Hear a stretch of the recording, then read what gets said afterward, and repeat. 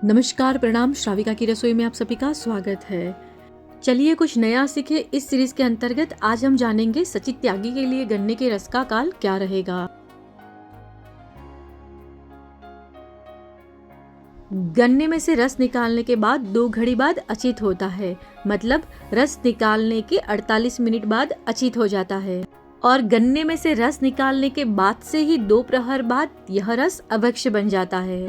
यहाँ पर निकालने से तुरंत कहा है, इसलिए इसका अचित होने का समय भी इसके अंदर ही आ गया। इसका मतलब यह हुआ कि निकाला हुआ रस 2 प्रहर बाद नहीं वापर सकते, इसका उपयोग नहीं किया जा सकता।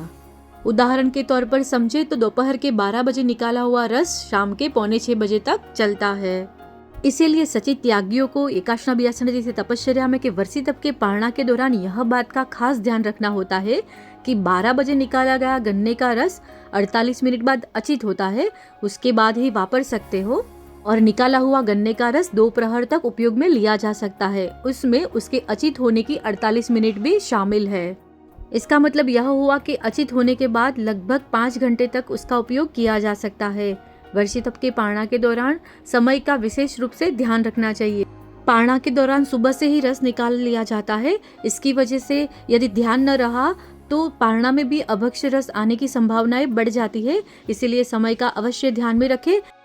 तो बस साधु साध्वी जी भगवंतों को गुजरी का लाभ मिले, सचित त्यागियों एवं एकाशना बियासना जैसी तपश्चर्या में वापर सके, इसलिए गन्ने के रस के विषय में इतना समय का अवश्य ध्यान में रखें।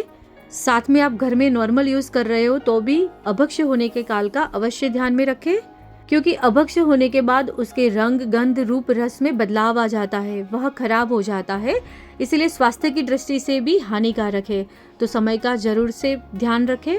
कैसी लगी आज की यह जानकारी वो जरूर से बताइएगा, और वीडियो पसंद आया हो तो जरूर से लाइक, शेयर और चैनल को सब्सक्राइब जरूर से कीजिएगा।